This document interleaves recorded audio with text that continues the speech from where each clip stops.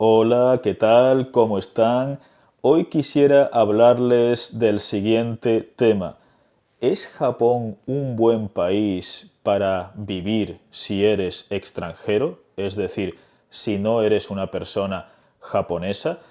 Es un tema que aparece de modo recurrente en distintos canales de difusión de cultura japonesa y que además es un tema que está, digamos, de moda. ¿Por qué está de moda? Japón desde hace bastantes años es uno de los principales exportadores de cultura a nivel global, manga, anime, videojuegos, gastronomía japonesa, estética japonesa y por supuesto electrónica, industria automovilística, robótica y demás. Eso hace que un número bastante significativo de personas se interesen por la cultura japonesa. Y además, en los últimos años, Japón también se ha convertido en uno de los principales destinos turísticos mundiales. Es decir, Japón es un país, una sociedad, una cultura. Evidentemente, estoy aquí sobresimplificando porque cada país tiene distintas subculturas, cada sociedad tiene, en fin, homogeneidad y heterogeneidad, pero ya me entienden que voy, digamos, a hablar de el país Japón y los factores, ¿no? sociales y culturales principales que allí podemos encontrar. Pues bien, hay un número de personas que se preguntan, ¿Japón es un buen país para vivir si no eres japonés? Hay un porcentaje notable de youtubers, tiktokers, también periodistas, que muchos de los cuales saben de Japón lo mismo que yo sé de líquidos refrigerantes, de tractores, pero que pues se suben, digamos, al carro de la moda de hablar de Japón por diversos motivos. Porque da likes, porque producen visitas, porque se puede monetizar la noticia, porque, en fin, hay un amplio abanico. Estoy hablando evidentemente de las peores, digamos, muestras de difusión de la cultura japonesa. Podría decir cosas muy parecidas sobre China.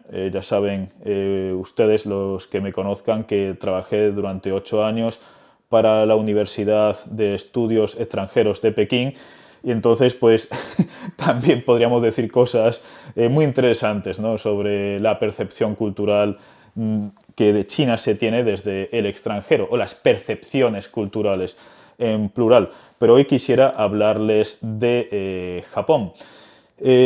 ¿Cuál es el problema? Que uno encuentra información completamente heterogénea desde youtubers, tiktokers y periodistas que venden Japón como una distopía o incluso como la peor distopía mundial en los peores casos, es decir, una sociedad pesadillesca a todos los niveles, la esfera laboral es pesadillesca, la esfera educativa, la esfera de las relaciones entre género, la esfera sexual.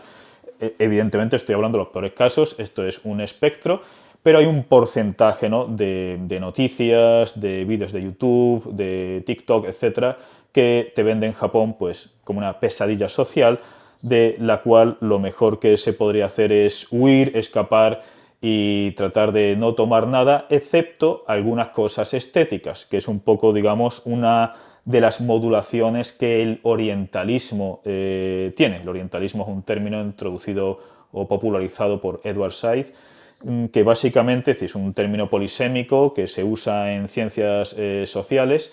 En la acepción que yo lo uso, el orientalismo es una visión suprematista, generalmente occidental, que se tiene de las culturas asiáticas, en este caso las culturas de Asia Oriental y en este caso más específico de la cultura japonesa, donde el suprematismo occidental va acompañado de un aprecio parcial de ciertos componentes estéticos. Y digo cierto porque también se dirá que el arte occidental en general pues es mucho mejor que cualquier forma de arte que uno pueda encontrar en otros lugares de la Tierra, pero sí reconocerán, bueno, vale, pero qué rico está el sushi, qué bonito es el sakura o los templitos o las geishas, etcétera, pero en lo demás el resto de esferas socioculturales japonesas son claramente inferiores a la nuestra. ¿Por qué? Porque no conocen la libertad o porque no conocen la individualidad o porque aquí cada persona, dependiendo, digamos, de su pack ideológico, te dirán una cosa, ¿no? Porque no son una cultura cristiana o porque no siguen los dogmas de mi pack ideológico de izquierda o porque no son neoliberales o porque no son socialistas o porque, en fin, da igual. Pero la cuestión es que esa visión orientalista uno la puede encontrar con bastante asiduidad. Entonces, claro, la cuestión es, si uno la critica, podría pensar que todo es falso y que como tendemos a una visión binaria de las cosas, que Japón es una suerte de utopía. Es decir, si Japón no es la pesadilla social que me está vendiendo este youtuber o este tiktoker o este periodista con estos clickbaits baratos, ¿no? Con estas miniaturas sensacionalistas, porque además todos se van generalmente, ¿no? Los peores influencers se copian los unos a los otros. Es decir, no es que copien un libro malo sobre cultura o historia japonesa, sino que ni siquiera llegan a eso. Lo que hacen es copiarse unos vídeos a otros. Es decir, ni siquiera tienen la paciencia de leer un libro o dos. Estoy hablando evidentemente de los peores casos. Pero es que muchos de los peores casos son los que tienen más difusión, es decir, los que tienen millones de visitas. E incluso en canales donde uno pueda encontrar, canales de difusión de la cultura japonesa, uno pueda encontrar todo tipo de temas, si los ordenan por visitas, los más populares generalmente suelen ser los que traten de temas pues morbosos, como el suicidio, como lo que sea, la yakuza, o, en fin, el bullying, lo que sea, ¿no? El machismo, etcétera, ¿no? Es decir, la ratio, ¿no? de esos vídeos generalmente pues muchísimo más popular, ¿no? Tienen más visibilidad, ¿no? Es decir, se consume más, ¿no? que vídeos sobre otros aspectos de la cultura japonesa. Entonces, claro, la cuestión es, una persona, digamos, que lo vea desde fuera, puede pensar que es una cosa de locos, es decir, cómo el mismo país suscita visiones tan opuestas, tan contradictorias. Uno recuerda el llamado efecto Rashomon, ¿no? Rashomon es una antigua puerta, ¿no? De la ciudad de Kioto, es un cuento, pero se populariza, ¿no? La película de los años 50 de Akira Kurosawa, donde ocurre un crimen y hay un juicio y cada testigo da una visión totalmente contradictoria, incompatible, e incluso llaman una medium para que hable, ¿no? con la víctima desde el más allá y la víctima da otra visión contradictoria.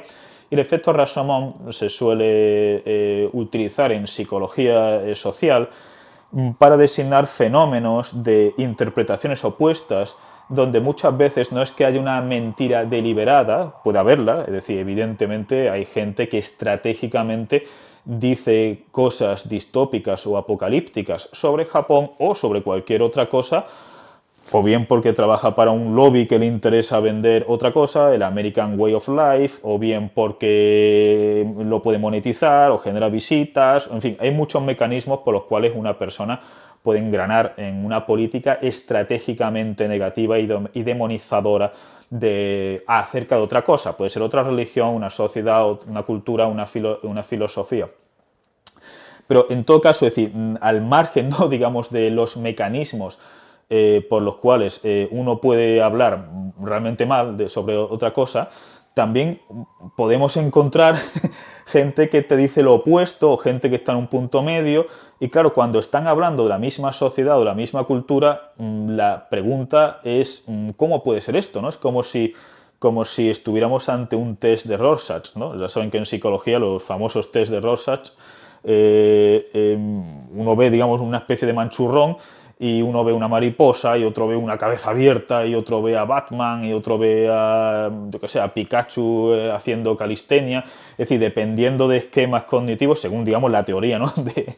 La teoría de Rorschach y demás, ¿no? Es decir, es decir, el mismo dibujo es percibido de modo radicalmente distinto.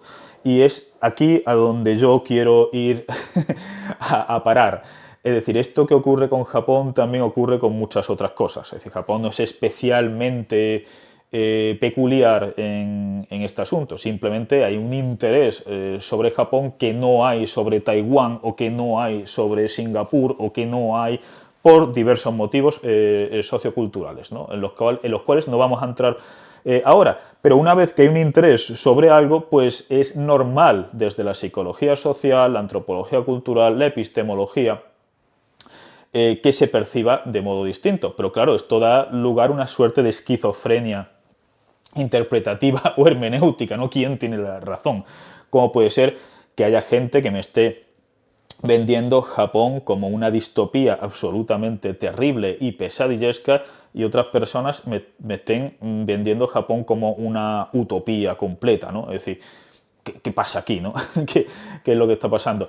Pues en este vídeo es de lo que voy a hablar, es decir, voy a introducir una serie de conceptos elementales de psicología y de sociología para tratar de entender qué es lo que está pasando. En primer lugar, cuando nos enfrentamos a la pregunta de ¿Japón es bueno para vivir si eres extranjero? O incluso si eres japonés, ¿no? Es decir, ¿Japón es una buena sociedad para vivir? Aparte, ¿no? Digamos, de la homogeneización, ¿no? Japón desde el norte de Hokkaido, ¿no? Al sur de Okinawa, desde el campo y la ciudad, desde el este al oeste, de distintos barrios. Aparte, digamos, de esa homogeneización, ¿no? De un país que tiene más de 100 millones, 120 millones de habitantes, ¿no? Y que en extensión es bastante grande. Lo que pasa es que los mapas se ven distorsionados, ¿no? Pero si lo ven ustedes en los mapas estos, ¿no? Que quitan el efecto de curvatura, ¿no? De la Tierra, verán que el Japón no es tan pequeño, ¿no? Al margen, ¿no? de esta homogeneización, que tampoco es descabellada, porque Japón es cierto que uno puede encontrar rasgos culturales y sociales muy parecidos desde el norte de Hokkaido al sur de Okinawa. Es decir, eso no es descabellado. Es decir, una serie, pese a la heterogeneidad entre campo, ciudad, este, oeste, en fin, sur, norte, lo que sea, al margen de eso, entre trabajar para una macrocorporación brutal como Toyota o Sony o Nintendo, y trabajar para una pequeña empresa, al margen de todas las heterogeneidades que ustedes puedan imaginarse, es cierto que hay ciertos patrones socioculturales que tienen bastante estabilidad a lo largo y ancho del país, lo cual es bastante sorprendente. Pero al margen de eso, la cuestión de si es bueno, es decir, si Japón es bueno o es malo, etcétera, ¿no? Nos introduce también en una cuestión binaria, algo bueno, malo, etcétera. Pero incluso si introducimos, digamos, una cuestión de espectro o de dial, ¿no? Es decir, bueno, hay cosas súper malas y cosas súper buenas, la pregunta que nos tenemos que hacer es: ¿cuáles son los criterios que tenemos para juzgar una sociedad? Para juzgar una cultura o una colección de subculturas, un país y demás. Y aquí vemos que la cuestión es que esos criterios tienden a ser sobresimplificados. Pero si rascamos un poco, vemos que la cuestión es muy compleja. En primer lugar, cuando hablamos de utopías y de distopías, ni siquiera hay consenso. Cuando hablamos de ciertas utopías, hay ciertas utopías que son las distopías para otra persona. Si dependiendo, si para un anarcocapitalista la utopía socialista es una distopía. Para una persona socialista, la utopía que defiende los anarcocapitalistas es la distopía. Es decir, que dependiendo del sistema de valores, lo que parece utópico para unos es distópico para otros. Pero es que también tenemos utopías ambiguas. Es decir, ¿qué son las utopías ambiguas? Pues utopías que no está claro si son utopías o si son pesadillas. Es decir, pongamos el ejemplo de que realmente el futuro próximo de la humanidad esté en una parte enorme estructurado por las promesas más optimistas del transhumanismo, de la inteligencia artificial y demás, y vivamos en una sociedad en pocos años post-escasez, donde no haya que trabajar, donde las enfermedades se curen, donde si estoy triste o estoy feliz con un tratamiento neurobiológico rapidísimo, ¡pum!, me quitan la emoción negativa, donde robots puedan educar a nuestros hijos o a nuestros perros o gatos o lo que tengamos de modo mucho mejor que lo que podamos hacer nosotros, mientras nos dedicamos a tareas que no tengan nada que ver con el trabajo, sino tareas de ocio completo, etcétera. Es decir, pongamos una sociedad donde no haya que hacer propiamente nada, porque todo lo hacen las inteligencias artificiales, lo hacen los robots, no hay, digamos, nada realmente. Es decir, esa utopía puede ser percibida también como una distopía. Es decir, ¿cuál es el sentido de la vida aquí? Es decir, si da igual, es decir, bueno, se ha muerto un familiar, sí, bueno, pero da igual, ¿no? Porque una inteligencia artificial me lo va a recrear perfectamente, tal como era, ¿no? Con sus patrones de su perfil psicológico y tal y cual. Tengo que luchar quiero aprender el piano, ¿no? Como Matrix, ¿no? Es decir, bueno, no, en fin, me conecto a esta maquinita y ¡pum!, ya sé tocar el piano, ya sé Kung Fu, ¿no? Como decían, en un segundo. Es decir, no hace falta esfuerzo para hacer nada. ¿Eso es una utopía o es una distopía, etcétera? Es decir, que ni siquiera hay un criterio objetivo. Pero cuando vamos, digamos, a lo que son indicadores sociométricos, tampoco hay un consenso. Es decir, uno puede decir, mira, Japón tiene la esperanza de vida, si exceptuamos microestados, ¿no? Porque muchas veces no dice, bueno, voy a meter a Mónaco, voy a meter, es decir, si metemos, digamos, a estados con una población, ¿no? Notable, etcétera. Es decir, Japón es el país que lleva décadas liderando el ranking en mayor esperanza de vida. Pero alguien puede decir, bueno, ¿quién quiere ser un anciano en una sociedad distópica, no? Es decir, es una pesadilla, ¿no? Es mejor morirse antes, ¿no? Como el dilema de Aquiles, ¿no? Prefiero morir, ¿no? En combate, etcétera, que tener una vida anodina y que nadie me recuerde y demás. Ostras, entonces la esperanza de vida no funciona. La criminalidad, ¿no? Japón también lleva décadas liderando los rankings de país con menos homicidios del mundo, con menos atracos violentos del mundo. Y luego, aunque sea muy difícil, ¿no? Aquí estadísticas, ¿no? De nivel de hurtos y demás en Japón son insignificantes. Y digo que es muy difícil porque, por ejemplo, es decir, en Japón es normal que fuera de las casas la gente deje herramientas caras, juguetes de los niños, botines, zapatos, que deja a veces acuarios, etcétera. Es decir, los carritos de bebé apoyados en la pared, ¿no? De noche allí sin vigilancia, sin estar atados a ningún sitio.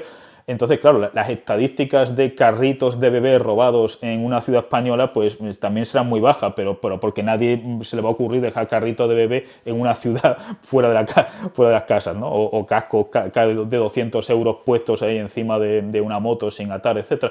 Pero al margen de eso, pongamos que alguien admita y dice, sí, bueno, Japón es el país más seguro del mundo, en fin, en cuestión de homicidios, en cuestión de atracos violentos, en cuestión de hurtos y demás, ¿no? Pero alguien puede decir, bueno, pero ¿a qué precio, no? El precio es de una distopía, etcétera. Y alguien puede decir, no, pero Japón, entre los países del primer mundo, es decir, los países industrializados, ¿no? Los países industrializados en general, el país con la menor población penal del mundo. Es decir, Estados Unidos es el país que en términos relativos y absolutos tiene la población penal más grande del mundo, más grande que toda China, y hay un montón de gente, ¿no? Un montón de criminales, ¿no? Fuera de ese sistema penitenciario, que es un absoluto desastre en el caso de Estados Unidos.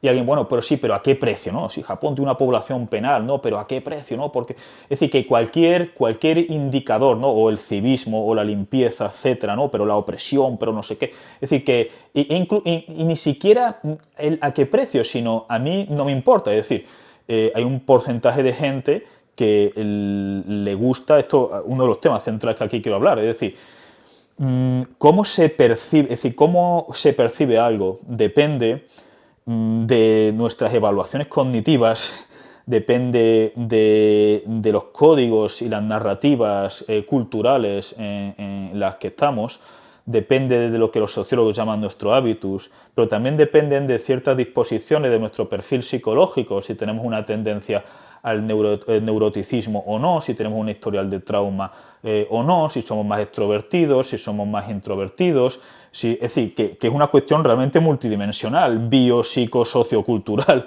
realmente de cómo se perciben las cosas, ¿no?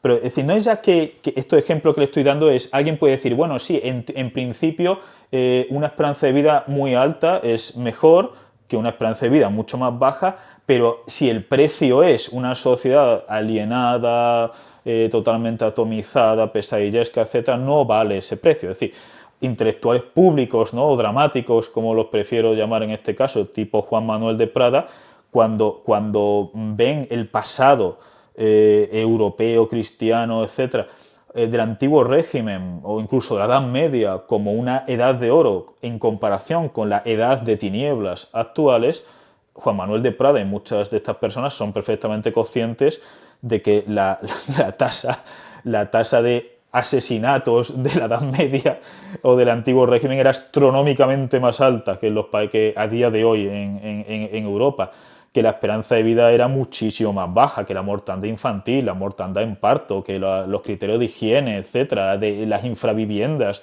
el analfabetismo, es decir, todo eso evidentemente lo sabe, pero decir, bueno, pero es que a día de hoy podemos vivir en sociedades que son más limpias, son más seguras, etcétera, pero son pesadillescas, son distópicas.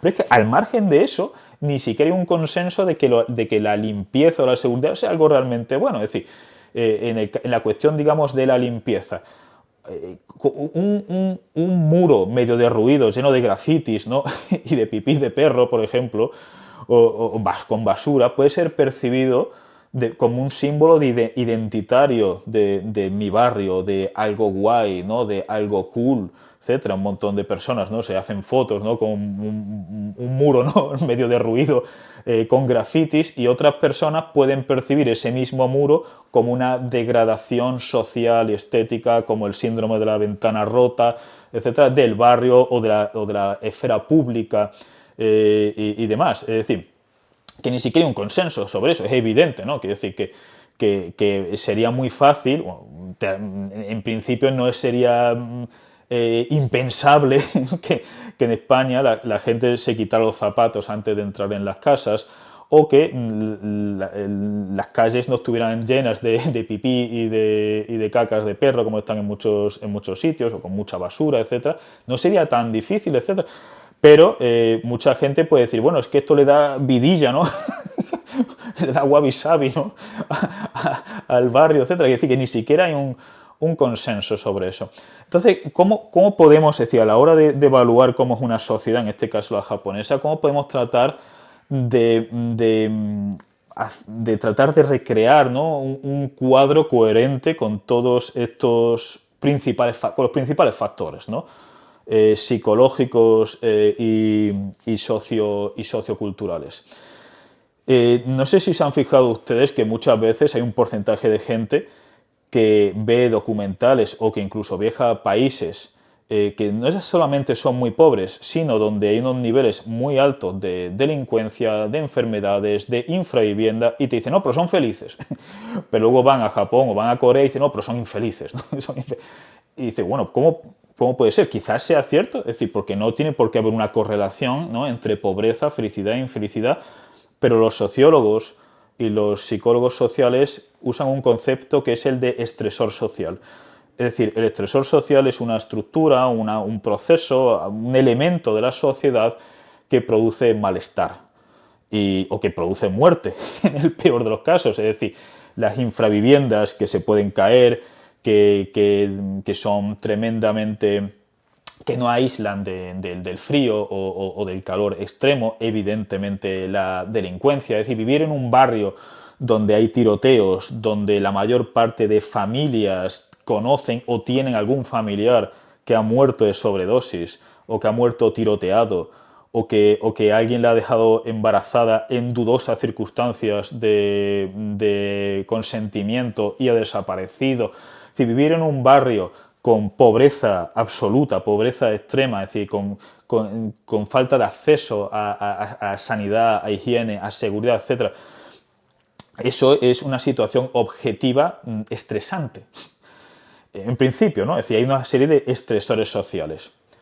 Los estresores sociales en la propaganda antijaponesa están exagerados hasta el límite. Es decir, que los japoneses están todo el día trabajando, que los japoneses no tienen amigos, que los japoneses, es decir, que el sistema educativo, la presión es absolutamente inaguantable. Lo que coge son cosas reales y puntuales y por el sesgo de disponibilidad, evidencia anecdótica, generalizaciones espurias, etcétera, lo generalizan completamente. Es decir, hay muchos estudios científicos muy serios de que la media de hora que se trabaja en Japón real no supera a la media de horas que se trabaja en muchos otros países del primer mundo, que la tasa de aceptación en las universidades japonesas principales, como la Universidad de Tokio, Tohoku, de Osaka, de Kioto, etcétera, gira en torno a un 30 y tantos por ciento, cuando la tasa de aceptación de Yale, de Cambridge, de Stanford, de Princeton, etcétera,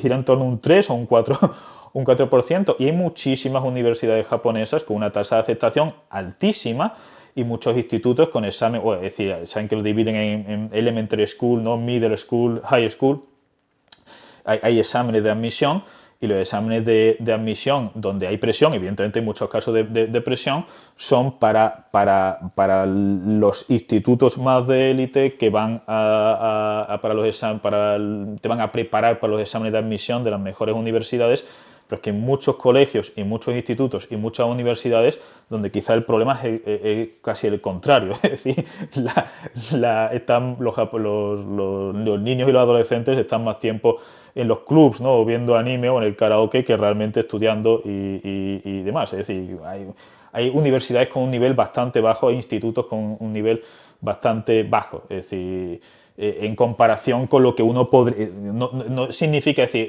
en Japón evidentemente hay un capital social y un capital cultural muy extendido. Estoy hablando en comparación con lo que uno podría pensar, ¿no? de una hiperpresión, ¿no? por los estudios, etc. Lo que estoy diciendo es que la propaganda antijaponesa exagera hasta la médula o hasta el esperpento los estresores sociales. Es decir, cosas que son reales aquí o allí, etcétera, son generalizadas de modo totalmente, en fin, de modo, digamos,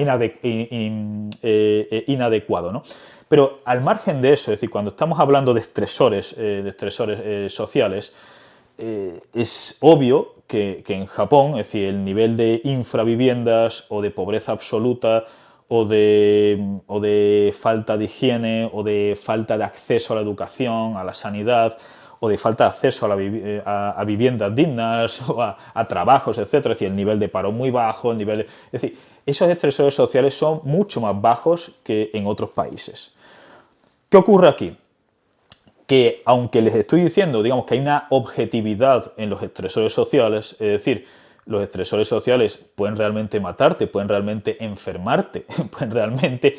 También hay un lado o una dimensión muy importante que es subjetiva e interpretativa. Es decir, no solamente depende de la psicología, sino también de la sociología o de la antropología cultural. Es decir, el mismo estresor social puede ser percibido de modo muy distinto por personas distintas, tanto por diferencias en su perfil psicológico como por su interpretación sociocultural. Es decir, en sociología y en psicología social se estudia mucho cómo en muchas ocasiones, no en todas evidentemente, pero en muchas ocasiones, el malestar emocional proviene más de la interpretación que de la objetividad del estresor. Digo en muchos casos porque si realmente vives en una infravivienda y se cae y te mutila o te mueres, pues ahí da igual tu interpretación, ¿no? O si vives en un barrio donde hay tiroteos, etcétera, o vives en una ciudad con unos niveles de contaminación brutal, o vives, en fin, es decir, que hay estresores sociales que realmente te enferman y te matan de modo objetivo.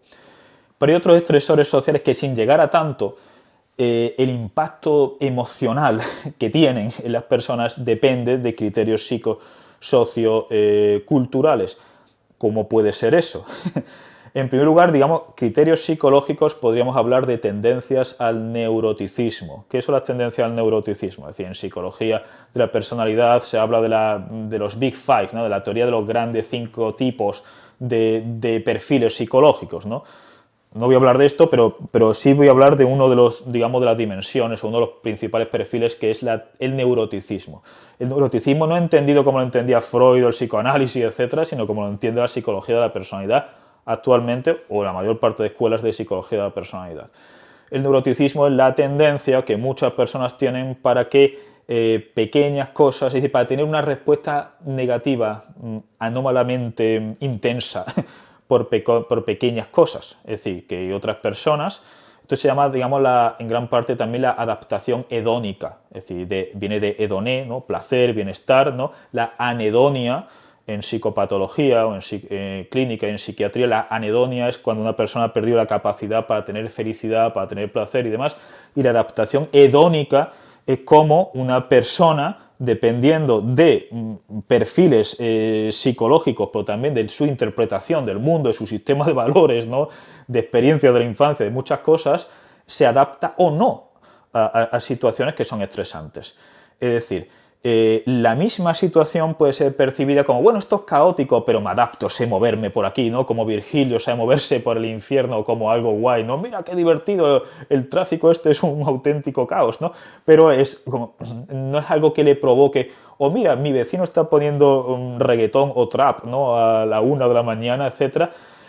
Bueno, pero, es decir, y a otras personas les puede resultar inaguantable, es decir, le puede resultar insoportable el mismo estímulo, es decir, el mismo estímulo objetivo de suciedad o de falta de civismo o de falta de eficiencia, ¿no? Es decir, típico, ¿no? Va a la ventanilla, ¿no? De una administración pública, ¿no? Estamos cerrados por desayuno, ¿no? Hasta mañana, ¿no? Estamos desayunando. Esto son bromas, entiende que estoy exagerando para hacerlo un poco, digamos, cómico, pero que realmente sí, hay ciertos estresores, ¿no? De ineficiencia, de falta de ética laboral, de falta de higiene, de ruido, etcétera, que dependiendo de la adaptación hedónica de las personas, pueden resultar digeribles o pueden resultar realmente insoportables, pueden resultar realmente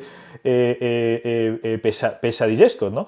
Es decir, y esto, digamos, a nivel de perfil biopsicológico, pero a nivel, digamos, de la interpretación sociocultural, pues, ¿qué ocurre? Esto es algo que en psicología social se designa como el frame, ¿no? El encuadre. Es decir, algo que objetivamente te produce sensaciones, digamos, de cansancio, de agotamiento, los síntomas objetivos del insomnio, de no dormir o de no comer, ¿no? O de tener un dolor físico, dependiendo del frame, del encuadre que uses, puede ser percibido como algo en el fondo placentero. Es decir, la misma experiencia, una experiencia muy parecida, puede ser encuadrada en el marco de la superación personal. Por ejemplo, un costalero. Es decir, un costalero a veces en Semana Santa en Sevilla hace mucho calor.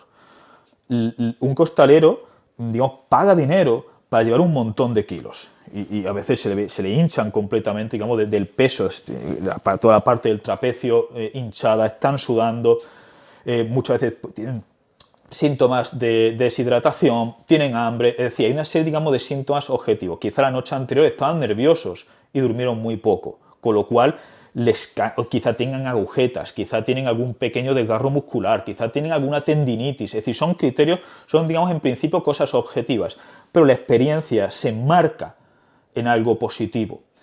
El deporte en general, es decir, hacer una maratón. Es decir, si a alguien le dijera, oiga, usted tiene que hacer una maratón sin decirle que es un deporte, etcétera, dice, esto es una pesadilla, ¿no? Porque estoy aquí corriendo, ¿no? O subir una montaña, etcétera. Pero o artes marciales, es decir, donde decir Muay Thai o Jiu-Jitsu o wrestling, etcétera, puedes llegar a tu casa con moratones, llegar a tu casa cansado, llegar a tu casa, pero como el frame, como el encuadre que se aplica es un encuadre de superación personal, de algo positivo, de me desestreso, de me divierto, de estoy progresando, de estoy aprendiendo estas técnicas, de lo hago mejor que el día anterior, en fin, dependiendo del encuadre, si el encuadre es positivo, digamos, los síntomas objetivos de malestar, de cansancio, de pinchazo de los músculos, de moratones, de insomnio, de lo que sea, pueden ser reinterpretados en una experiencia positiva. Una experiencia positiva, ¿no? Es decir, si, por ejemplo una persona está haciendo pesas y al día siguiente tiene muchas agujetas, la agujeta en principio es un estímulo negativo, objetivamente, pero si el encuadre es positivo de superación, de fuerza, etcétera, se ven como, ¿qué agujetas tengo? ¿Qué bien? No sé qué. Pero si una persona tuviera una enfermedad y el virus le diera ese síntoma de agujetas bestiales, ¿no? De hacer, yo que sé, press de banca con 200 kilos, de lo que sea, ¿no? Sentadillas con un montón de kilos de peso muerto, estaría aterrorizada. O una persona está corriendo, está sudando, pero está contenta. Pero si de repente estuviera en medio de la clase y estuviera sudando, jadeando, el corazón palpitando, estaría aterrorizada con el mismo síntoma. Entonces, lo que quiero decir, no, es decir, para que ustedes entiendan que yo aquí no me estoy decantando por el relativismo o el subjetivismo, pero sí que estoy diciendo que los mismos estímulos objetivos pueden ser interpretados de modo diametralmente distinto dependiendo del perfil psicológico de la persona y del encuadre axiológico, es decir, valorativo de sus esquemas culturales, etc. Entonces, ¿qué ocurre?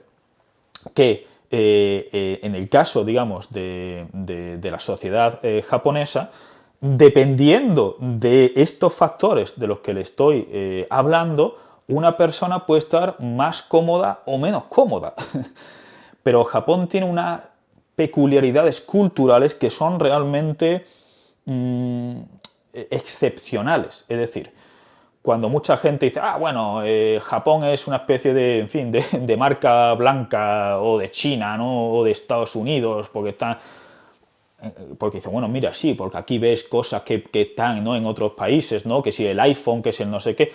Si una persona dedica tiempo, ¿no? Un cierto tiempo a entender cómo funciona la sociedad y la cultura japonesa, verá que hay códigos culturales y que hay modos de interpretación de las relaciones humanas que son muy distintas en Japón respecto de la mayor parte de países del primer mundo. Es decir, hay unos hiatos interpretativos muy distintos. Entonces, ¿qué ocurre? Que una persona, digamos, que haga la pregunta de ¿Japón es bueno para mí, para vivir o no?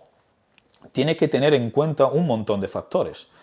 Es decir, está dispuesta a hacer el esfuerzo adaptativo de una serie de códigos culturales, de interpretaciones. No significa que deje de todo, no significa que renuncie, digamos, a toda su visión axiológica, etcétera. Significa que para que encaje más en la sociedad japonesa, para que no haya un mismatch, para que no haya fricciones sociales, tiene que seguir una serie de códigos, de rituales, de normas, ¿no? De modo de entender el mundo, de relacionarse con las personas, etc.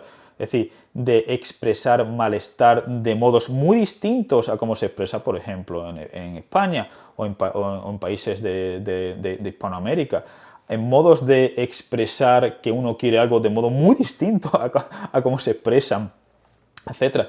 Es decir, esa adaptación implica costes energéticos, implica costes emocionales. Hay un concepto muy interesante en sociología que Pierre Bourdieu introduce o populariza, que es la histéresis, la histéresis del hábitus. Mira, ¿de qué estamos hablando? En Klingon, ¿no? Del lenguaje este de Star Trek, hábitus es un concepto que Bourdieu coge, ¿no? de Aristóteles y de la filosofía atomista y que expande como el conjunto de disposiciones muy automatizadas, muy inconscientes, que en fin forman parte, ¿no? de nuestra identidad, con las cuales nos desenvolvemos en un campo social. Es decir, como nuestro lenguaje microfacial, nuestro lenguaje corporal, por supuesto, nuestro lenguaje oral, nuestra vestimenta, cómo nos afectan ciertas cosas, cómo respondemos ante ciertos estímulos sociales, qué se espera de nosotros en tales o cuales contextos sociales, etc. Es decir, eso es el hábitus en general. La histéresis es cuando hay una disrupción abrupta del hábitus. Hay una película que se llama Abuelo Made in Spain, ¿no? Donde a un abuelo lo cogen de una zona muy rural y lo ponen en Madrid, ¿no? Y está allí el hombre que no se entera de nada, ¿no? Eso es una especie de ejemplo, ¿no? Ilustrativo de esa histeresis del hábitus. Es decir, cuando una persona cuyo, es decir, nos desenvolvemos por distintos campos sociales, eso es evidente. Y además yo tengo un enfoque, digamos, crítico de cómo Bourdieu interpreta estas cosas, mi enfoque es de la sociología cultural. Esto lo analizo para a los que les interese, digamos, en mis artículos y conferencias más propiamente sociológico-culturales, pero sí que uso conceptos de Bourdieu. Simplemente digo esto porque Bourdieu muchas veces tiende en ciertos momentos a reducir estos conceptos a la lucha de clases, a la lucha por recursos finitos, al conflicto socioeconómico, etc. Y mi perspectiva es más amplia que esa. Pero en todo caso, el concepto de hábitus se puede rescatar. ¿Y qué pasa? Que una persona tiene un hábitus, ¿no? Si viene de España o de México, de Perú, de Colombia, de donde sea, y de repente va a un campo o una serie de campos en Japón que generan fricciones con ese hábitus. Pueden ser cosas pequeñas, pero es decir, nosotros en general estamos más acostumbrados a hablar más alto, a hablar en el metro, en el transporte público, ¿no? Muchas veces a comer por la calle, etc.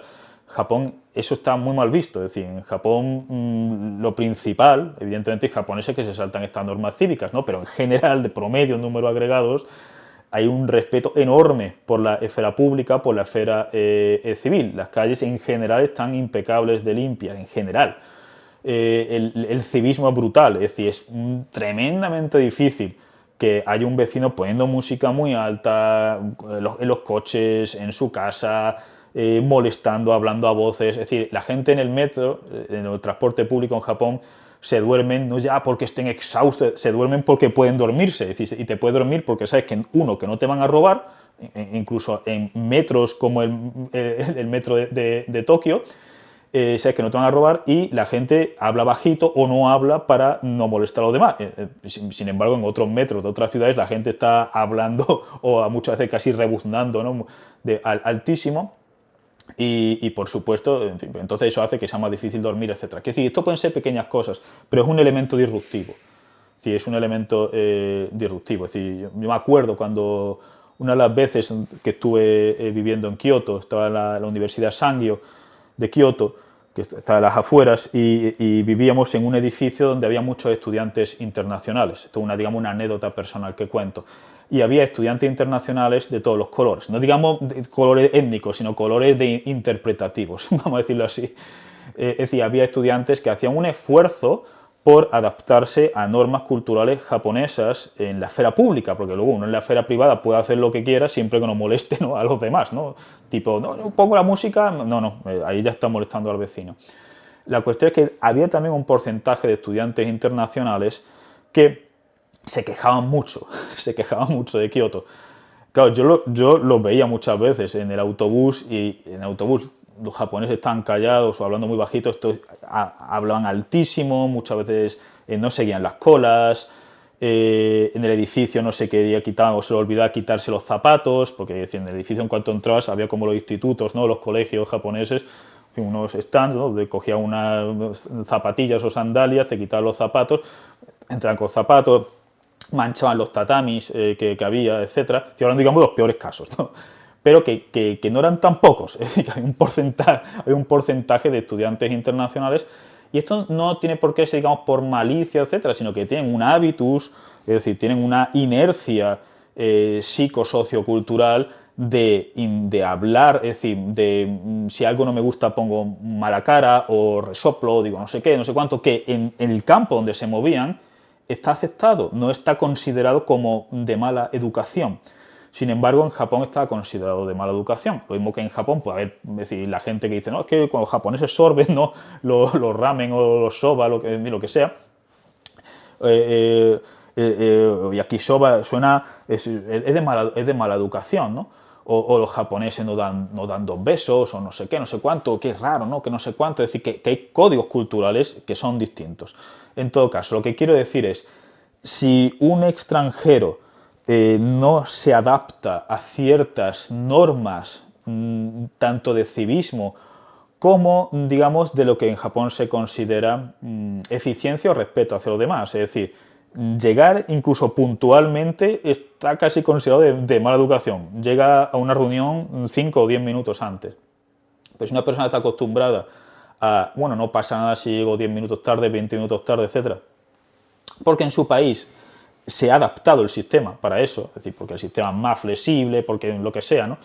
Es decir, como me contaba un amigo que decía que en la ciudad en la que estaba los autobuses y los trenes ya no tenían retraso porque habían quitado las horas. Y entonces, como decía, había tantos retrasos que habían quitado las horas, entonces eran cosas estimadas. Te sentabas allí y no sabías si iba a venir el autobús o el tren. En todo caso, es decir, bromas aparte, pero aunque esta anécdota es real, lo que quiero decir es, si una persona viene de un campo, una serie de campo, de un entorno sociocultural, donde hay tales o cuales modos que él o ella ha interiorizado durante muchos años de cómo expresar sus emociones, ya sean sus emociones de enfado, sus emociones de felicidad, cómo relacionarse o los rituales de cortejo, cómo actuar en la esfera laboral, cómo estar simplemente en el transporte público, cómo escuchar música en tu casa, etcétera. Se ha interiorizado una serie de cosas y va a un país como Japón, donde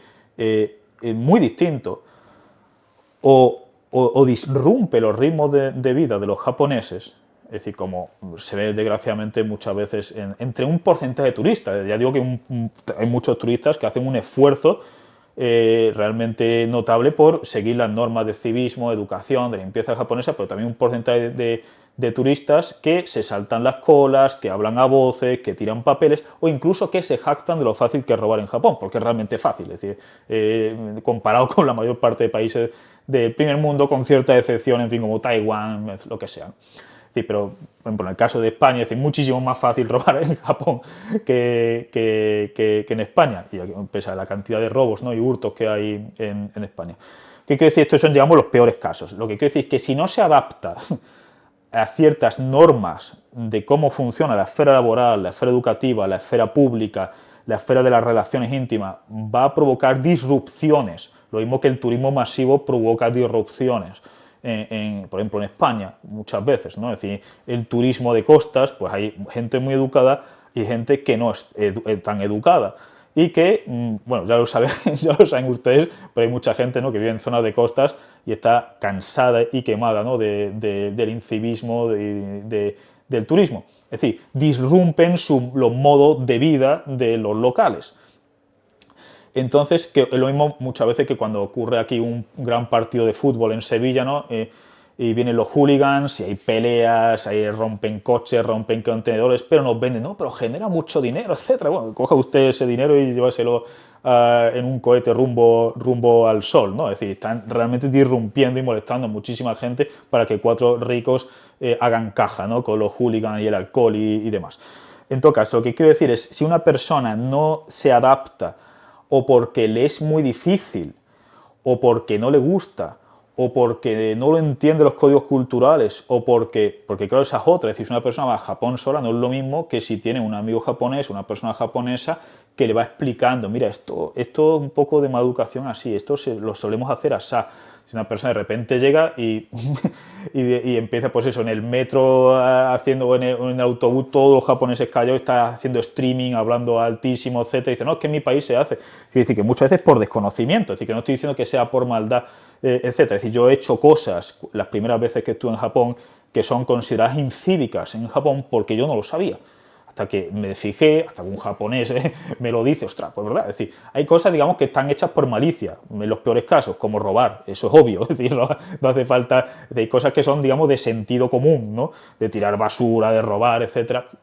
Y hay otras cosas que disrumpen los ritmos de vida de los locales y se hacen más por ignorancia de cómo funcionan los códigos culturales, los rituales y demás. En todo caso, si una persona está dispuesta a seguir a aprender esos códigos culturales, puede ocurrir que evidentemente diga, bueno, a mí me merece la pena o no.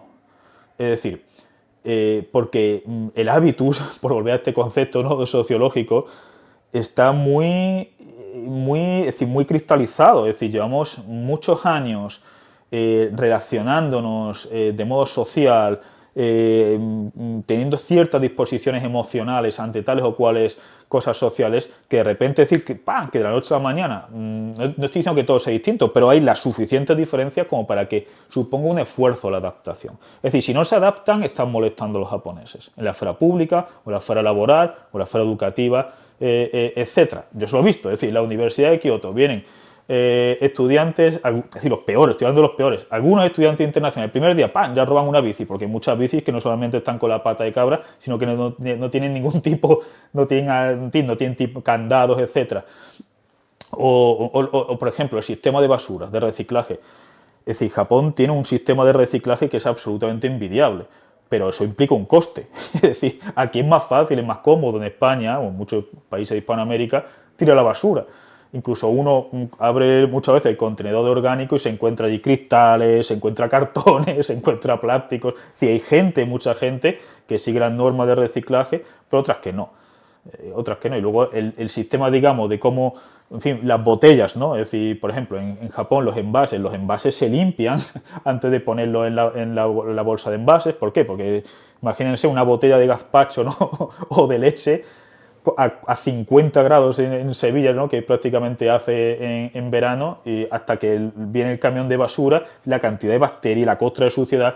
Es decir, realmente las plantas de reciclaje van a invertir muchísimo tiempo en quitar toda esa costra, toda esa basura, ¿no? Es decir, para coger el poco de plástico de la botella. Es decir, en Japón el sistema de reciclaje es muchísimo más estricto, por ejemplo, que en España. Es decir, se recoge la basura orgánica solamente unos días a la semana, a unas horas, si te has olvidado de... Es decir, ¿para qué? Para que no haya bolsa de basura, para que no atraigan insectos, para que no haya malos olores, en fin, por muchas cosas, pero eso implica un coste. Es decir, ponerte a lavar los envases, seguir muy bien las horas. Tú no puedes, por ejemplo, aquí en Sevilla es normal muchas veces uno va andando y encuentra un frigorífico en medio de la calle al lado de un contenedor, un mueble, etcétera, un televisor roto, etcétera. Es decir, hay gente que sí que llama a los servicios de limpieza y dice, pero el servicio de limpieza dice, oye, a esta hora, a las 8:30, etcétera, póngalo aquí, que vamos a las 10 vamos a llevarlo, y hay que pagar generalmente un impuesto, etcétera. Pero si vemos un frigorífico enorme, ¿no? O una televisión, o un mueble medio roto en la acera pública, al lado de un contenedor de basura, y lleva allí un par de días, muy probable que esa persona no haya llamado a los servicios de limpieza. ¿Qué es lo que quiero decir? Que objetivamente el sistema de limpieza o de reciclaje en Japón es más eficiente que el de España. Se recicla más. Y en la calle hay menos olores y menos insectos, etcétera. Pero hay un coste. Es un coste. Mucha gente dice, ostras, pues que esto es complicado. Y es complicado, pero claro, los japoneses desde chicos a los niños los educan en limpiar las propias escuelas, las propias aulas, los patios, etcétera. Aunque los revisen los mayores, pero desde chicos están educados en limpiar sus escuelas, sus institutos, los clubs en fin, que se encuentran en distintas etapas del sistema educativo.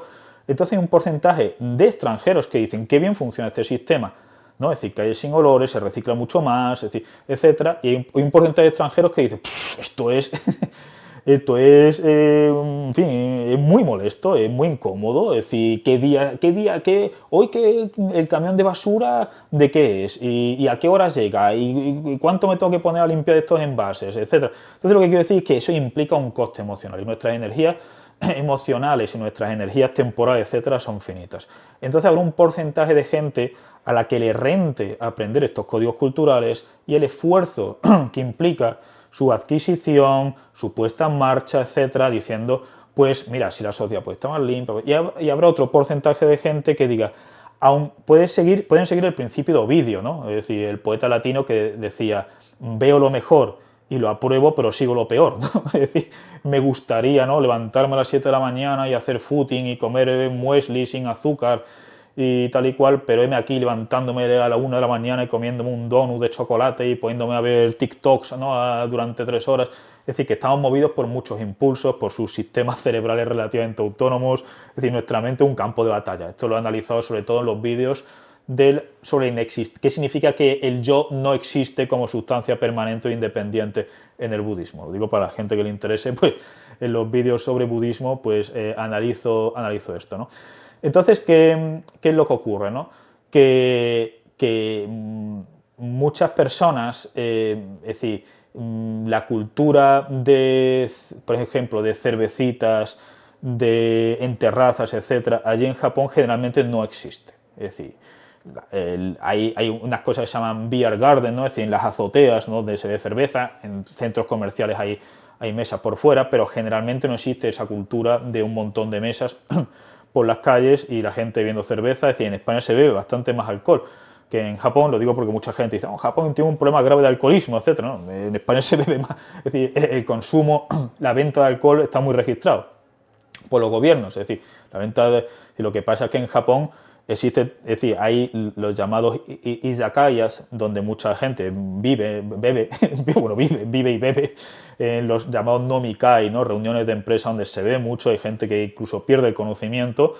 Y claro, hay un lado positivo cuando uno ve una persona, un salaryman, es decir, totalmente, en fin, doblado, en un banco, incluso en la acera pública, con el móvil y la cartera y el maletín con el portátil en una ciudad como Tokio y nadie le roba, pero hay un lado, digamos, trágico. Es decir, yo preferiría, evidentemente, es decir, esto es una cuestión personal mía, es decir, yo en general yo no bebo alcohol, es decir, yo puedo beber alcohol 2 veces al año con 2 copitas de vino en Navidad, en Nochevieja, alguna celebración, alguna boda, etcétera, pero yo me puedo llevar meses sin beber alcohol. Entonces, ¿qué quiero decir? Que los consumos o cómo, es decir, que cuando una persona ha interiorizado, es decir, unos ciertos hábitos, unos ciertos y se identifica con esos hábitos, o puede que no se identifique, pero que le resulte muy difícil cambiarlos. Es decir, también hay extranjeros que me dicen, yo reconozco todo eso, Japón es súper seguro, súper limpio, no significa que no tenga problemas, creo que tiene problemas, 1000 problemas en todas las esferas, política, laboral, educativa, pero si lo comparamos con el resto de países del primer mundo, o esos problemas son comunes, es decir, porque hay problemas, digamos, generales a la existencia humana, ¿no? Es decir, la pérdida, la muerte, enamorarte de una persona que no te quiere, haber elegido una carrera que no te gusta, en remordimientos, lo que sé, historias de trauma. Es decir, hay problemas emocionales y psicológicos que son comunes a todo el mundo. Es decir, la primera de las nobles verdades del budismo es la vida es dura, ¿no? El dukkha, ¿no?, la insatisfacción. Luego hay problemas que podemos decir que son más o menos comunes en sociedades industriales o postindustrializadas, como las llaman algunos sociólogos. No voy a entrar en este debate ahora, ¿no? Es decir, vamos hacia una progresiva atomización social en la mayor parte de todos los países del primer mundo, en el fondo. Y eso a veces puede parecer que tiene un lado positivo, porque las familias, los clanes en el pasado podían ser opresivos, etcétera, pero vamos hacia un mundo donde, si no se pone freno, el porcentaje de gente, de ancianos muriéndose solos, un anciano se puede morir solo, muriendo en soledad, vamos a decirlo así, porque un anciano puede vivir solo, pero tener relaciones fructíferas con amigos, con familiares, etcétera. Simplemente que por la flexibilidad del mercado laboral, sus hijos viven fuera, pero vienen a visitarlo o hablan por webcam. Estoy hablando de vivir en soledad, es decir, vamos hacia una sociedad con una excesiva atomización. Lo que quiero decir es que en Japón, claro que hay problemas, pero hay cosas también que son envidiables. Es decir, las cosas malas de Japón generalmente son comunes. Con esto no estoy diciendo de la frase del tú quoque, del tú también, ¿no? Ah, que tú también, no, esto es un problema importante, ya sea en la esfera laboral, o ya sea en las relaciones de género, sea lo que sea, un problema importante, pero son problemas comunes, es decir, a muchos países. Por tanto, la desmedida atención que reciben muchas veces en el caso japonés deriva de el sesgo, es decir, de cómo las percepciones culturales creadas por periodistas o por influencers juegan con nuestros sesgos cognitivos, ¿no? El sesgo de disponibilidad, el sesgo de confirmación, la evidencia anecdótica, etc. Pero en todo caso, es decir, al margen de esos problemas, con digamos, las cosas realmente buenas, mucha gente, hablando de extranjeros, me dicen, yo aprecio todo esto, pero dice, pero llego a mi casa cansado, no, pero no por el trabajo, sino llego cansado porque hay que decir que incluso cuando un japonés está comiendo, está muy recto, ¿no? Es decir, los japoneses desde chico, la mayor parte, han interiorizado una serie de normas, de hábitos, de comportamientos, que tratar de seguirlos en la esfera, porque claro, digo, en la esfera privada tú puedes hacer lo que quieras siempre que no molestes a los vecinos, ¿no? Molestes al propietario de la casa o a los demás, ¿no? Pero en la esfera pública, para muchas personas, seguir esas normas puede resultar muchas veces agotador. Entonces, ¿qué ocurre? Cuando se habla del bienestar en un país, muchas veces yo creo que aparte de todas estas cosas que he dicho, ¿no? De todos estos factores biopsicosocioculturales, también podríamos hablar del bienestar a corto plazo o a largo plazo. Porque, por ejemplo, a corto plazo es como cuando uno invierte en un negocio. Si se invierte, es decir, hay un coste. Es decir, es como cuando uno, porque la mayor parte de gente que empieza a hacer ejercicio, que empieza a arte marcial o que empieza a tocar el piano, lo abandonan al año, a los 2 años, etcétera. Es decir, hay una falta de motivación, hay una especie de, por muchos motivos psicosocioculturales en los que no vamos a entrar, ¿no? Pero quiero decir que una persona puede sentir frustración al comienzo, porque no se entra bien de las cosas o porque está muy cansada cuando llega a decir es que es muy complicado porque a mí me sale, digamos, hablar alto en el metro, o a mí me sale hacer esto, a mí me sale lo otro y tengo que continuamente vigilarme, etcétera, y esto es muy complicado porque resulta, pero a corto plazo puede resultar muy cansado, pero a largo plazo le puede resultar que es muy beneficioso si esa persona realmente se identifica con una gran parte de esos valores o de esas normas. Evidentemente no con todos, porque hay normas que son contradictorias, porque hay distintos modos de percibir, digamos, con normas culturales más o menos hegemónicas o generalizadas, ¿no? Es decir, esa persona puede decir, bueno, a largo plazo, es decir, esta inversión, por ejemplo, la inversión en capital lingüístico, es decir, al principio, es decir, un porcentaje de japoneses que hablan inglés fluido es bajo, es decir, hablan un inglés macarrónico en general, muchos no hablan inglés, por supuesto no hablan español, es decir, aprender japonés implica es decir, el capital lingüístico implica un esfuerzo muy grande, son muchas, muchas horas. Formarse en capital cultural, de entender los distintos códigos, es decir, cómo se expresan sensaciones, es decir, lo que se llama, por ejemplo, el kuki o yomu. Kuki es atmósfera o aire, ¿no? Y yomu, la lectura del aire, ¿no? Es decir, cómo para que no haya cosas, digamos, situaciones violentas, no ya físicamente, evidentemente, ¿no? Sino desagradables, etcétera, se dice muchas veces cosas que son imperceptibles para alguien que no entienda los códigos culturales japoneses. Es decir, cómo te está un japonés diciendo que sí o te está diciendo que no, muchas veces es imperceptible es decir, para un extranjero. Entonces, invertir en ese capital cultural al principio puede ser tremendamente pues, frustrante, puede ser invertir muchas horas, invertir mucha energía emocional, etcétera. Entonces, lo que quiero decir es que cuando una persona dice, a mí me gustaría vivir en Japón, pero uno, ¿conoce realmente bien la cultura japonesa? O lo que te llega es Japón es una eterna fiesta de cosplay, etcétera. Porque, ¿qué decir? En Japón, es decir, la ética laboral, es decir, allí los niveles de eficiencia son altísimos. Es decir, muy complicado productos o servicios de mala calidad, gente que te trate mal, que te hable mal en fin, en distintos sectores. Es decir, existen, pero a nivel estadístico son microscópicos. Pero claro, hay que pagar un precio. ¿Qué significa? Que allí en Japón es casi imposible ver que alguien a la hora del trabajo esté mirando el móvil, ¿no? Por ejemplo, ¿no? O la mirada esta, ¿no? De túnel, ¿no? De muchos camareros aquí, ¿no? De que no te miro, y levanta la mano, y, no te miro, colega. En fin, ¿qué significa? Que para que funcione la sociedad mucho mejor hace falta un coste. La intensidad del trabajo, reparar en los detalles, en las necesidades del cliente, en que los productos y los servicios tengan la máxima calidad, eso implica un coste. Es como el sistema de basura. El sistema de basura de reciclaje funciona mucho mejor que aquí, pero implica un coste. Aquí es más cómodo. Es obvio, es objetivamente más cómodo, ¿no? Entonces, cuando una persona está planteándose, ¿no? Vivir en Japón, etcétera, tiene que pensar en todo este tipo de cosas. En todo este tipo de cosas. Es decir, se trata de una persona, por ejemplo, con tendencia al neuroticismo, que pequeñas frustraciones la va a maximizar. Se trata de una persona que le es muy complicado cambiar ciertos caracteres o dimensiones de su hábitus, de si habla, de cómo se expresa, de cómo... Se trata de una persona que sencillamente dice, pues mira, hay cosas de la cultura española o mexicana o colombiana o ecuatoriana o la que sea, que son distintas a las japonesas y me gustan más aquí. Es decir, me gustan más, es decir, me gusta más como, yo qué sé, como ¿Cómo expresamos las emociones aquí? Porque en Japón, claro que expresan sus emociones. Evidentemente, desde ternura, desde cariño, desde amor, hasta frustración, etcétera, pues las expresan con un lenguaje distinto.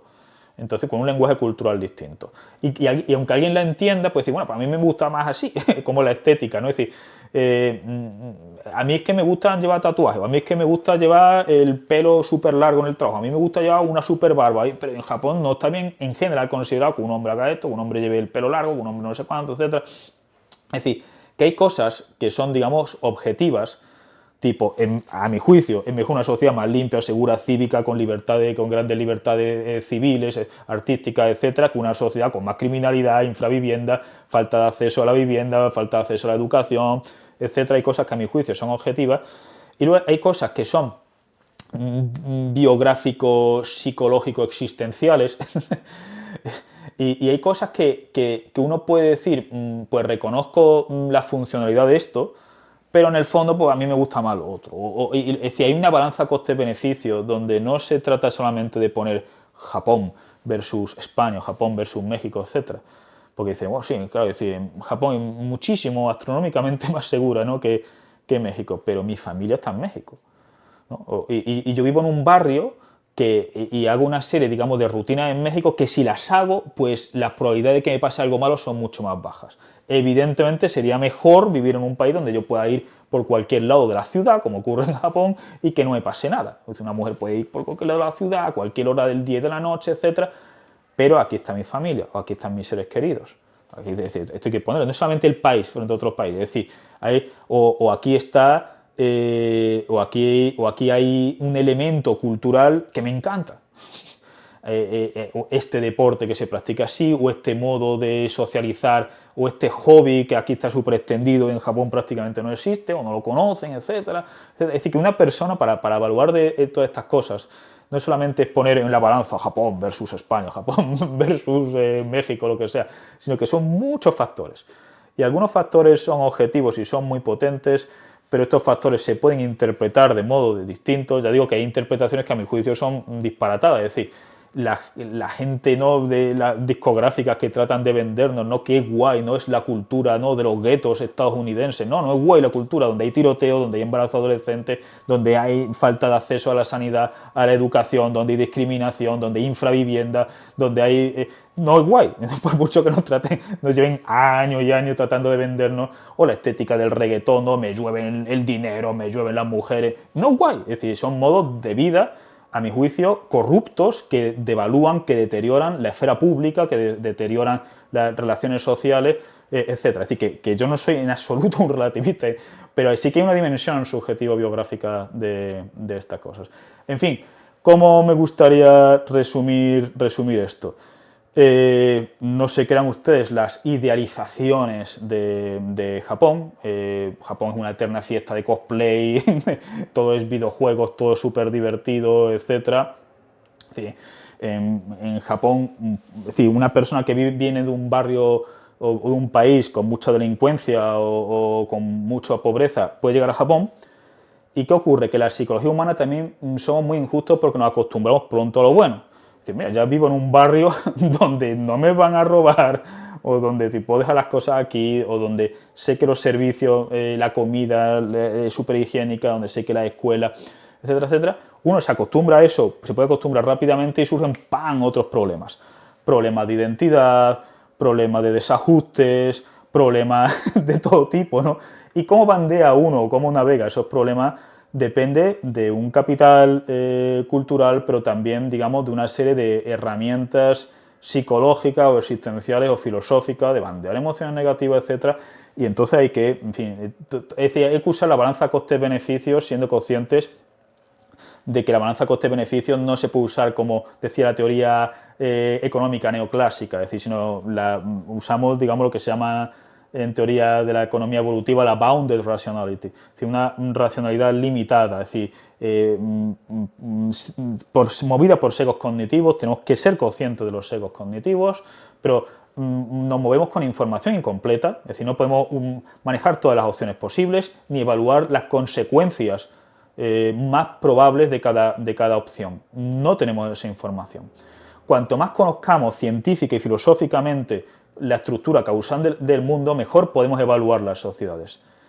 Pero aún así, por mucho que sepamos de ciencia y de filosofía, no podemos evaluar todas las opciones ni las probabilidades de las principales consecuencias. Entonces muchas veces vamos en tinieblas, ¿no? Es decir, el futuro muchas veces está, en fin, eclipsado, ¿no? por una densa niebla. No se crean ustedes las idealizaciones de Japón y, por supuesto, no se crean las demonizaciones de Japón. Japón es el país más... en el ranking de igualdad de género, Japón está bajísimo. Y luego resulta que en ese ranking hay decenas de países que muchos de los cuales están por encima, es decir, países que están por encima de Japón en el ranking, es decir, que son más igualitarios de género, donde el feminicidio es muchísimo más alto que en Japón, donde el nivel de violaciones, donde el nivel de violencia doméstica, y sin embargo está mucho más alto, o los rankings de felicidad, ¿no? Es decir, países con tasas de criminalidad, de infravivienda, de falta de acceso a educación, de enfermedades que no existen en muchos otros países, es decir, de estresores sociales bien densos y sin embargo están muy por encima en los rankings de felicidad. ¿Por qué? Por muchas cosas, porque las variables que se cogen para hacer estos rankings muchas veces son totalmente sesgadas por el peso relativo que se da a esas variables, por darle peso a autoinformes, es decir, lo primero a veces de psicología social y de sociología. Los autoinformes hay que cogerlos con pinza. La mayor parte de la gente en los países del primer mundo piensa que pertenecen a la clase media. Es decir, si uno ve y dice, ostras, la clase baja no existe, porque todo el mundo piensa que pertenece a la clase media y la mayor parte de gente piensa que son más morales que su vecino. Es decir, esto es un ejemplo trivial, pero es decir, los autoinformes, es decir, cómo no, las atribuciones causales que se llaman en psicología, ¿no?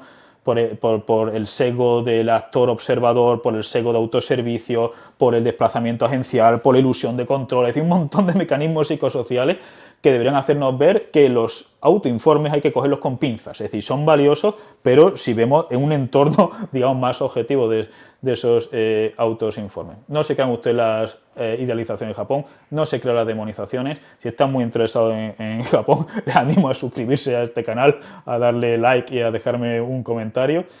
Y usen ustedes la balanza coste-beneficio, digamos, del modo menos sesgado, menos simplista, menos maniqueo, donde pongan ustedes realmente las piezas que más les importa en su vida y vean si equilibran, si no equilibran, etc. Muchísimas gracias y nos vemos pronto.